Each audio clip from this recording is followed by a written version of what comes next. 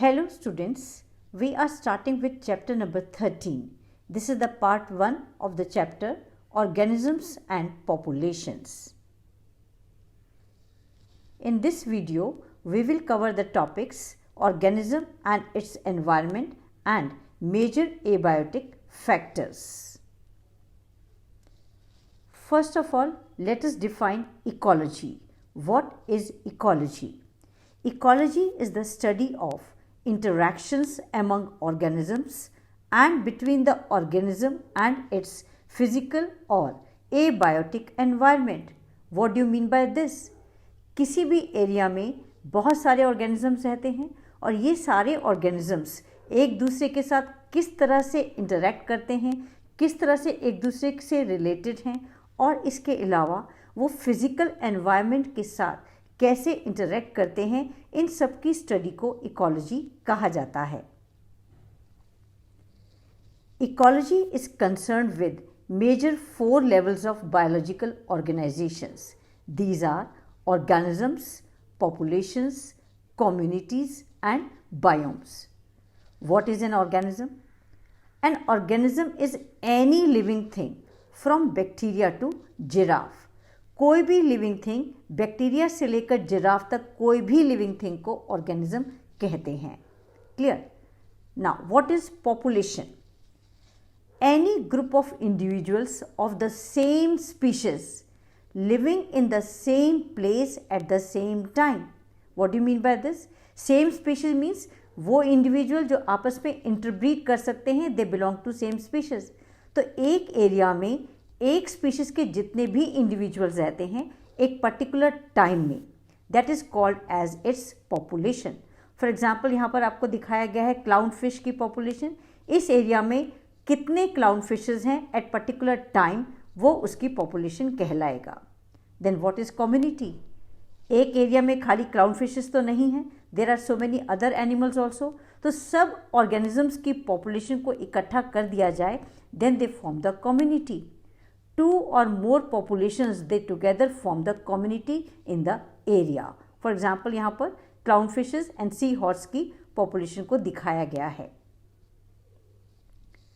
What is an ecosystem? Community of living organisms interact with each other and their non-living environment and form a system called ecosystem. एक area में जितने भी organisms हैं, जितने भी community के organisms हैं, वो आपस में इंटरेक्ट कर रहे हैं एक दूसरे के साथ और एनवायरनमेंट के साथ भी इंटरेक्ट कर रहे हैं और एक स्टेबल सिस्टम को बनाते हैं. This stable system is called as ecosystem. So mainly ecosystem के 2 पार्ट्स हैं, all living things like plants, animals and bacteria and non living things like sun, rocks, soil etcetera. Then what are biomes? A biome is a large collection of flora and fauna occupying major habitat. Major habitat में कौन से plants हैं यानी flora हैं, कौन से animals हैं यानी animals हैं, इन सब का collection एक major habitat में biomes कहलाता है. Means biomes are referred to as a large sized ecosystem. ये बहुत बड़े ecosystem हैं एक तरीके से. फॉर एग्जाम्पल बायोम्स के एग्जाम्पल देखिए. रेन फॉरेस्ट एक बायोम है, desert, grassland, temperate deciduous forest, these are the examples of some biomes. In this chapter we will study about organismic level of ecology. Means we will study about physiological ecology. What is this physiological ecology? It is the study of adaptation of an organism to environments in terms of survival and reproduction. किस तरह से कोई भी organism अपने environment के साथ totally adapted होता है वहाँ पर सक्सेसफुली रहने के लिए और रिप्रोड्यूस करने के लिए. फॉर एग्जाम्पल यहाँ पर देखिए कैमल दिखाया गया है. Camel is completely adapted to the desert condition, while polar bears are completely adapted to snowy area. So they can live there successfully and they can do reproduction also in their respective areas. But why do we find variations in these different areas? इतनी सारी variations अर्थ के ऊपर कैसे दिखाई देती हैं? इतने different types of habitat क्यों हैं अर्थ के ऊपर? इसके दो मेन रीजंस हैं। फर्स्ट रीज़न है रोटेशन ऑफ अर्थ रोटेट करती है। सेकेंड रीज़न है अर्थ अपने एक्सिस पर थोड़ी सी टिल्टेड है। Because of these two reasons there are variations in temperature, variation in season and also we find variation in precipitation. कितना रेन हो रहा है, कितनी स्नो गिर रही है, ये सब वेरी करती है अलग अलग जगह पर। Due to these reasons major biomes like deserts, rain forest and tundra are formed in different parts of the earth. Also, we find local variations in a biome. एक बायोम के अंदर भी बहुत सारी वेरिएशंस देखने को मिल सकती हैं and that's led to the formation of different habitats in a biome. Clear? Now, let us see the distribution of biome in this graph. ये ग्राफ आपकी NCERT की बुक में बना हुआ है। एक्स एक्सिस पर देखिए मीन एनुअल प्रेसिपिटेशन दिखाया गया है, कितनी बारिश हो रही है इन सेंटीमीटर। वाई एक्सिस पर दिखाया गया है mean annual temperature degree Celsius में। इन दोनों के ऊपर डिपेंड करता है किस टाइप के बायोम्स कौन सी जगह पर मिलेंगे। 1 to 6 को देखिए बहुत ध्यान से। नंबर 1 इज़ अ डेजर्ट, यहाँ पर रेनफॉल बहुत कम है और टेम्परेचर ज़्यादा है। यहाँ पर मिलेगी हमको डेजर्ट जहाँ बहुत कम रेनफॉल है। सेकंड को देखिए ग्रासलैंड। ग्रासलैंड के अंदर यहाँ पर ये कहाँ मिलेंगे हमको, जहाँ पर थोड़ा ज़्यादा रेनफॉल है और टेम्परेचर का रेंज भी थोड़ा ज़्यादा है। 2 डिग्री सेल्सियस से 25 डिग्री सेल्सियस तक वेरी कर रहा है टेम्परेचर, ओके। और 50 सेंटीमीटर से ज़्यादा रेनफॉल हो रही है तो उस एरिया में ग्रासलैंड देखने को मिलेंगे। थर्ड देखिए ट्रॉपिकल फॉरेस्ट। ट्रॉपिकल फॉरेस्ट कहाँ पर मिल सकते हैं, वहाँ पर टेम्परेचर का रेंज 20 to 25 के बीच में है, लेकिन जो रेनफॉल है वो बहुत वेरी कर रही है। 150 से 450 सेंटीमीटर तक रेनफॉल वेरी कर रही है। ऐसे एरिया में ट्रॉपिकल फॉरेस्ट देखने को मिलेंगे। फोर्थ पर आइए, टेम्परेट फॉरेस्ट को कहाँ मिल सकते हैं ये फॉरेस्ट वहाँ मिल सकते हैं जहाँ पर रेनफॉल ग्रासलैंड से ज़्यादा है और ट्रॉपिकल फॉरेस्ट से कम है और टेम्परेचर रेंज कर रहा है बिटवीन 10 to 25 डिग्री सेल्सियस। ऐसे एरिया में टेम्परेट फॉरेस्ट देखने को मिलेंगे। और कॉनीफेरस फॉरेस्ट देखिए कहाँ मिल सकते हैं, जहाँ पर टेम्परेचर लो है। रेनफॉल तो टेम्परेट फॉरेस्ट के बराबर है अप्रॉक्सीमेटली, बट टेम्परेचर लो है। Here we will find the coniferous forest. और 6 पर आइए, आर्कटिक एंड एल्पाइन टुंड्रा, ये कहाँ मिलेंगे, जहाँ बहुत कम टेम्परेचर है, 0 डिग्री सेल्सियस से कम टेम्परेचर चला जाता है और स्नोफॉल होता है। वहाँ पर हमें आर्कटिक एंड एल्पाइन टुंड्रा जैसे बायोम देखने को मिलेंगे। So first is desert, second grassland, third type of biome is tropical forest, fourth temperate forest, fifth coniferous forest and sixth arctic and alpine tundra. आप देख सकते हो इन सब का डिफरेंट टाइप ऑफ आपको बायोम्स दिखाई दे रहे हैं due to changes in the precipitation and due to changes in the temperature of the area. Clear? अब यहाँ पर देखिए मेजर बायोम्स इन इंडिया कौन कौन से हैं। ABCD को देखिए, A is tropical rain forest, B deciduous forest, C desert and D sea coast. These are the major biomes in India.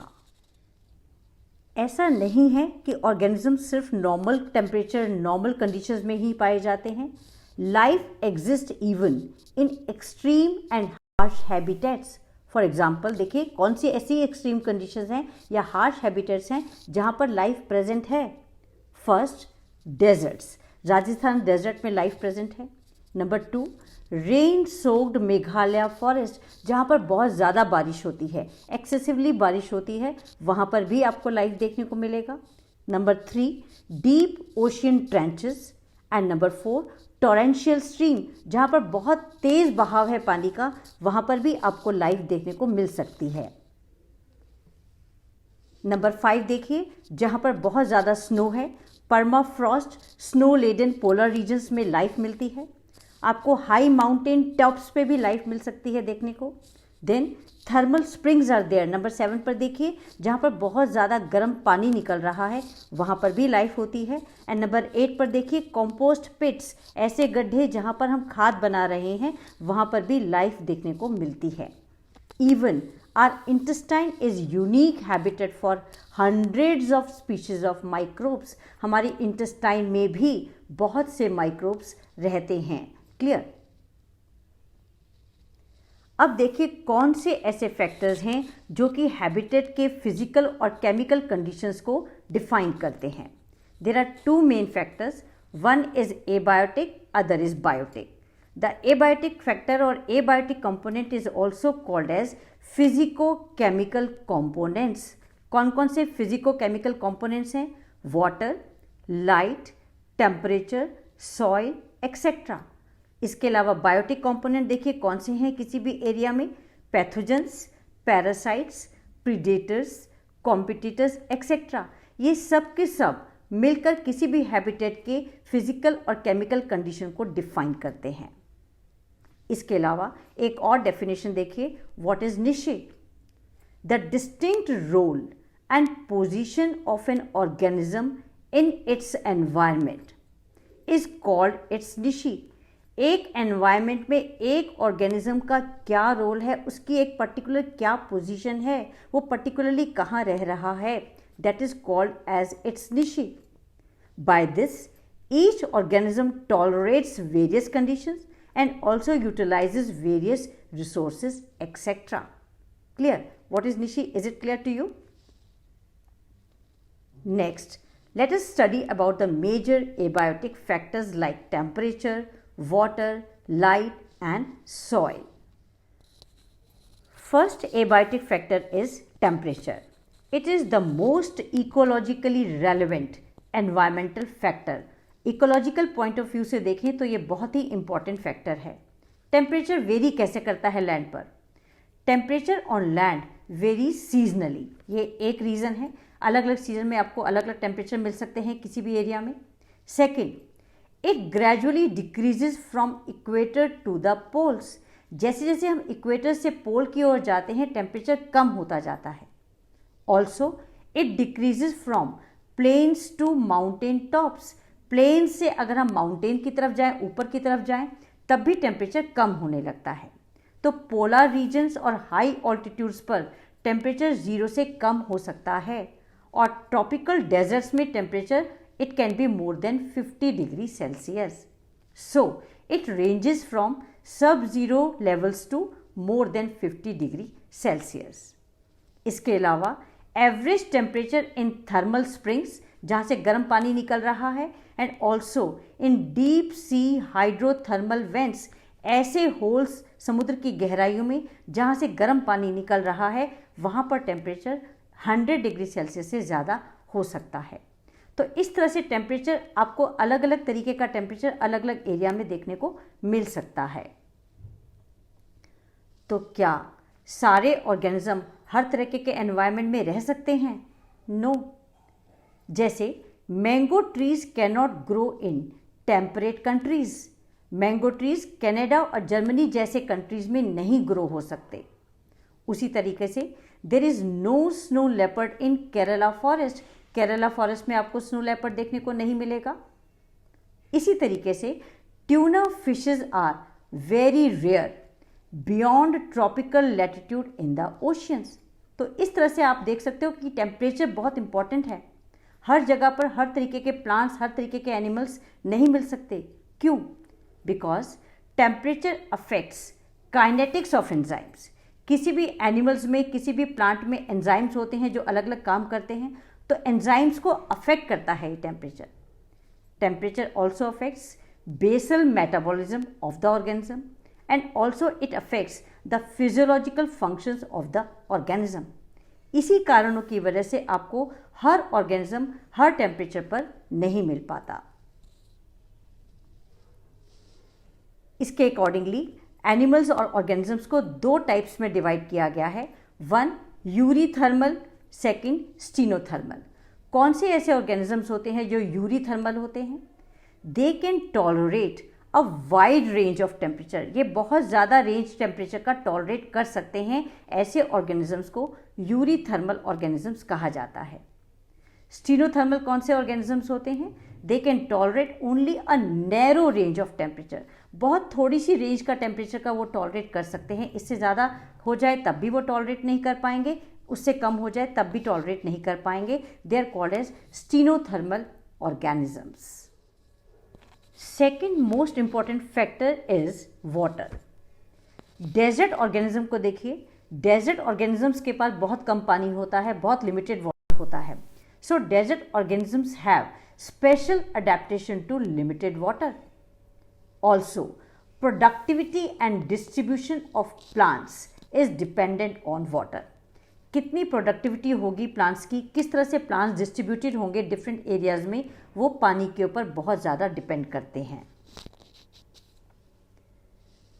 For aquatic organisms water quality is also very important. खाली quantity नहीं, quality of water is also very important for the organism living in water.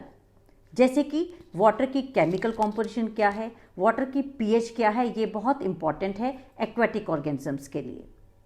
The salt concentration means salinity in parts per thousand is different in different regions. Salt की concentration अलग अलग है, अलग अलग area में, अलग अलग वाटर में।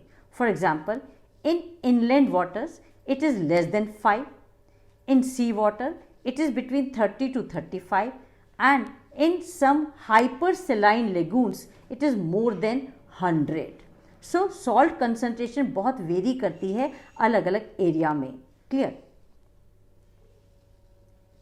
And depending upon the tolerance, कितनी सैलिनिटी को कोई भी ऑर्गेनिज्म टॉलरेट कर सकता है, उसके अकॉर्डिंगली ऑर्गेनिज्म को दो टाइप में डिवाइड किया गया है, जैसे कि हमने टेम्परेचर में भी डिवाइड किया था। One is euryhaline, second is stenohaline. Euryhaline organism वो ऑर्गेनिजम्स होते हैं जो वाइड रेंज ऑफ सैलिनिटी को टॉलरेट कर सकते हैं, जैसे कि यहाँ पर एग्जाम्पल में दिखाया गया है कॉमन मॉली एंड क्रैब। ये दोनों बहुत ज़्यादा रेंज सैलिनिटी की टॉलरेट कर सकते हैं, they are called as euryhaline. And stenohaline क्या होते हैं, जो बहुत नैरो रेंज ऑफ सैलिनिटी को टॉलरेट कर सकते हैं, जैसे कि यहाँ पर गोल्ड फिश को दिखाया गया है। क्लियर? ये बहुत कम रेंज ऑफ सैलिनिटी को टॉलरेट कर सकते हैं। मोर ओवर एक और इम्पॉर्टेंट पॉइंट देखिए, जो ऑर्गेनिज्म फ्रेश वाटर में रहते हैं, many fresh water animals can not live for long in sea water. जो फ्रेश वाटर में रहने वाले एनिमल्स हैं वो सी वाटर में नहीं रह सकते, और जो सी वाटर में रहने वाले एनिमल्स हैं वो फ्रेश वाटर में नहीं रह सकते। क्यों नहीं रह सकते? Because of the osmotic problems. उनको ऑस्मोटिक प्रॉब्लम्स आ जाएंगे, वो अपनी बॉडी के अंदर पानी और सॉल्ट की कंसंट्रेशन को मैनेज नहीं कर पाएंगे। फ्रेश वाटर में एनिमल्स जो हैं वो अपने फ्रेश वाटर में रहने के लिए अडेप्टेड होते हैं, और सी वाटर में रहने वाले ऑर्गेनिज्म सी वाटर के अकॉर्डिंगली ही अडेप्टेड होते हैं।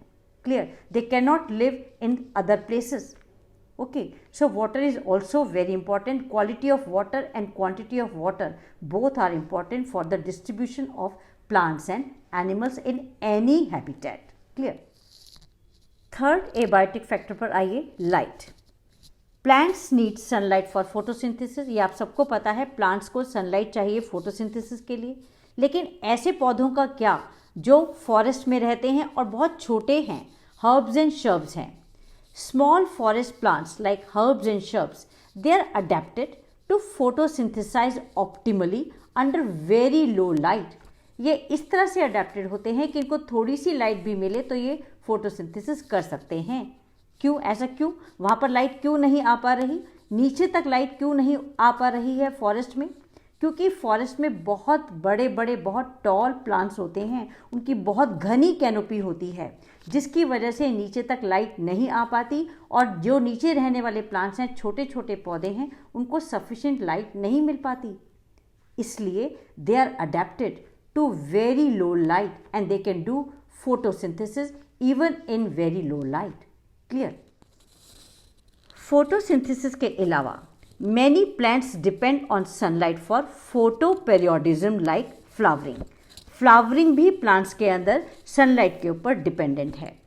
कुछ प्लांट्स ऐसे हैं जो गर्मियों में फ्लावर करते हैं, मीन्स उनको ज़्यादा सनलाइट चाहिए, और कुछ प्लांट्स ऐसे हैं जो सर्दियों में फ्लावर करते हैं, उनको कम सनलाइट चाहिए फॉर फ्लावरिंग। इसी तरीके से एनिमल्स की बहुत सारी एक्टिविटीज़ होती हैं जो light intensity and photo period के ऊपर डिपेंडेंट है, जैसे कि उनकी फॉरेजिंग हैबिट, यानी वो कब वो खाना लेने जाएंगे। उनकी रिप्रोडक्टिव एंड माइग्रेटरी एक्टिविटीज़ भी सनलाइट पर, लाइट की इंटेंसिटी पर और फोटो पीरियड के ऊपर डिपेंडेंट है। लाइट से रिलेटेड और इम्पॉर्टेंट पॉइंट्स देखिए। Sun is the ultimate source for light and temperature on land. Land पर तो सन ही अल्टीमेट सोर्स है लाइट और टेम्परेचर का, लेकिन डीप इन द ओशंस की गहराइयों में जाइए, वहाँ पर क्या होता है?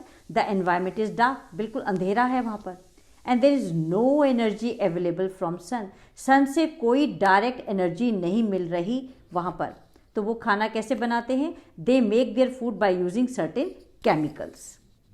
इसके अलावा the spectral quality of solar radiation is also very important for life, जैसे कि ultra violet spectrum.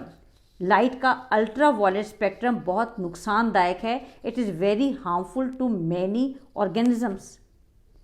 Not all the color components of the visible spectrum are available for marine plants. समुद्र में रहने वाले प्लांट्स को सारा विजिबल स्पेक्ट्रम नहीं मिलता। जितने भी कलर होते हैं विजिबल स्पेक्ट्रम के विबग्योर, वो सारे कंपोनेंट्स मेराइन प्लांट्स को नहीं मिल पाते। So all these are very important points related with the light for living organisms. अब आइए फोर्थ एबायोटिक फैक्टर पर, soil. The nature and properties of soils is differed due to the climate.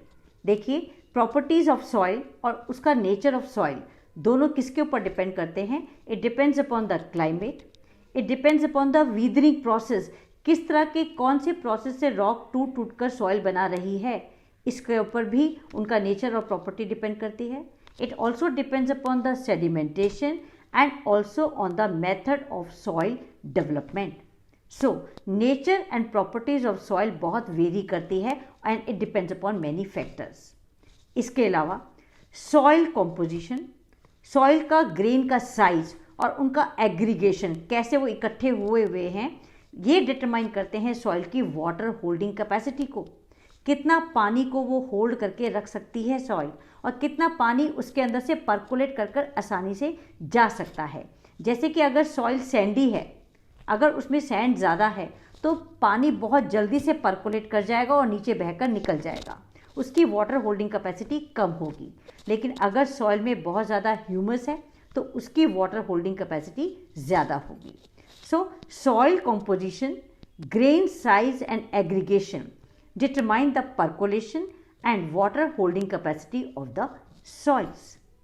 Also, these characteristics and parameters like pH, mineral composition and topography determine the vegetation and animals in an area. किसी भी area में कौन सी vegetation होगी, किस type के animals रहेंगे, वो किसके ऊपर डिपेंड करता है? It depends upon the pH, it depends upon the mineral composition and topography of the soil. और aquatic environment पर आइए। In aquatic environment, the sediment characteristic determine the type of benthic animal. जो गहराइयों में तली में रहने वाले, जो aquatic environment में जो नीचे सतह पर रहते हैं ऑर्गेनिज्म, वो वहाँ पर कैसे होंगे, किस टाइप के होंगे, वो डिपेंड करता है वहाँ पर किस तरीके का सेडिमेंट है, किस तरीके का सॉइल वहाँ पर नीचे जमा हुआ है, उसके ऊपर बेंथिक एनिमल्स की टाइप डिपेंड करती है। Clear? So that's all for today. Thank you very much for staying with me. Subscribe the channel to get the information about my new video. Thank you so much.